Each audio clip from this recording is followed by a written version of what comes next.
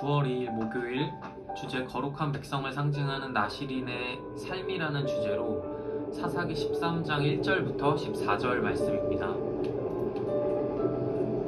이스라엘 자손이 다시 여호와의 목전에 악을 행하였으므로 여호와께서 그들을 40년 동안 블레셋 사람의 손에 넘겨주시니라. 소라 땅의 단 지파의 가족 중에 마노아라 이름하는 자가 있더라. 그의 아내가 임신하지 못함으로 출산하지 못하더니 여호와의 사자가 그 여인에게 나타나서 그에게 이르시되 보라, 내가 본래 임신하지 못함으로 출산하지 못하였으나 이제 임신하여 아들을 낳으리니 그러므로 너는 삼가 포도주와 독주를 마시지 말며 어떤 부정한 것도 먹지 말지니라. 보라, 내가 임신하여 아들을 낳으리니 그의 머리 위에 삭도를 대지 말라. 이 아이는 태에서 나옴으로부터 하나님께 바쳐진 나시린이 됨이라. 그가 블레셋 사람의 손에서 이스라엘을 구원하기 시작하리라 하시니 이에 그 여인이 가서 그의 남편에게 말하여 이르되 하나님의 사람이 내게 오셨는데 그의 모습이 하나님의 사자의 용모 같아서 심히 두려움으로 어디서부터 왔는지를 내가 묻지 못하였고 그도 자기 이름을 내게 이르지 아니하였으며 그가 내게 이르기를 보라, 내가 임신하여 아들을 낳으리니 이제 포도주와 독주를 마시지 말며 어떤 부정한 것도 먹지 말라. 이 아이는 태에서부터 그가 죽는 날까지 하나님께 바쳐진 나시린이 됨이라 하더이다 하니라.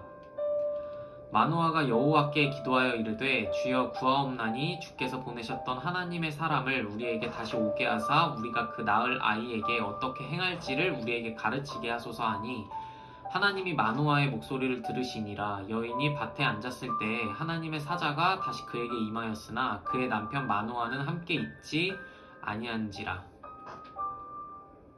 여인이 급히 달려가서 그의 남편에게 알리어 이르되 보소서 전일에 내게 오셨던 그 사람이 내게 나타났나이다 하매 마노아가 일어나 아내를 따라가서 그 사람에게 이르되 그에게 묻되 당신이 이 여인에게 말씀하신 그 사람이니이까 하니 이르되 내가 그로다 하니라. 마노아가 이르되 이제 당신의 말씀대로 되기를 원하나이다. 이 아이를 어떻게 기르며 우리가 그에게 어떻게 행하리이까.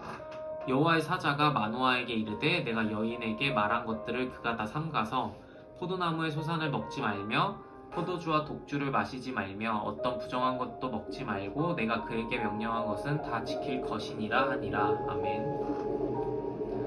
오늘 말씀은 이스라엘 하나님 앞에 악을 행해 40년간 블레셋의 고통을 당하는 중 나시린 삼손의 탄생을 예고하는 말씀인데요.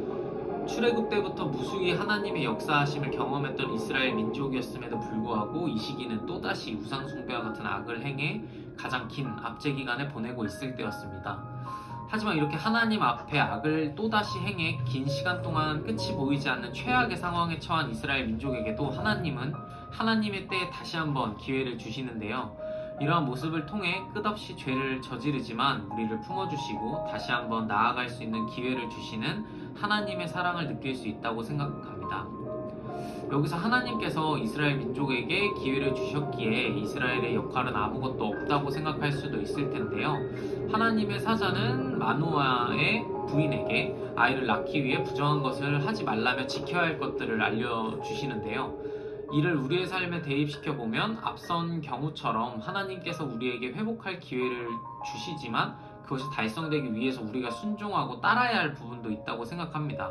물론 이를 따르지 않더라도 하나님께서는 우리가 생각하지 못한 방법으로 우리를 회복시키실지 모릅니다. 그렇지만 이를 따르지 않았을 때 더 먼 길을 돌아가야 하고 더 많은 압제와 고통을 겪어야 한다고 생각하면 이는 어리석은 선택일 것입니다. 결국 하나님이 세우신 계획을 온전하게 수행하기 위해서는 하나님께서 요청하시는 말씀에 자유의지가 있는 우리가 하나님의 말씀에 귀 기울이고 순종할 때 비로소 완전해진다고 생각을 합니다. 또한 여호와의 사자인 줄 알고 순종했던 그런 마노아의 부인 모습처럼 항상 영적 긴장감을 유지해서 하나님께서 말씀하시는 것이 무엇인지를 예민하게 들을 준비가 되어 있어야 할 텐데요. 한 주 동안 하나님께서 우리에게 허락한 기회가 무엇인지 한번 생각해보고 이를 위해 우리가 해야 할 것들을 제대로 하고 있었는지 점검해보는 시간이 되었으면 합니다. 만약 그렇지 않았다면 앞으로의 남은 한 주는 하나님께서 기뻐하실 행동을 하는 저희가 되길 소망하며 마무리로 함께 기도하고 오늘의 큐티 마치도록 하겠습니다.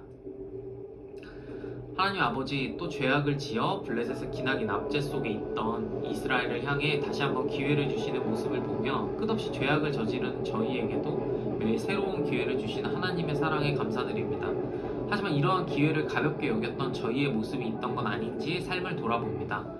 하나님께서 주신 기회를 온전하게 하는 저희의 역할이 무엇인지 다시금 생각나게 하셔서 하나님께서 기뻐하시는 남은 한 주를 살아갈 수 있도록 도와주세요. 그래서 하나님께서 주시는 기회를 통해 얻게 될 은혜와 기쁨을 마음껏 누리는 저희가 되기를 소망합니다. 오늘 말씀을 통해 영적 긴장감을 갖고 하나님과 항상 가까이 하려는 우리가 되길 바라며 예수님의 이름으로 기도드립니다. 아멘. 오늘도 하나님과 동행하는 즐겁고 건강한 하루 보내세요. 감사합니다.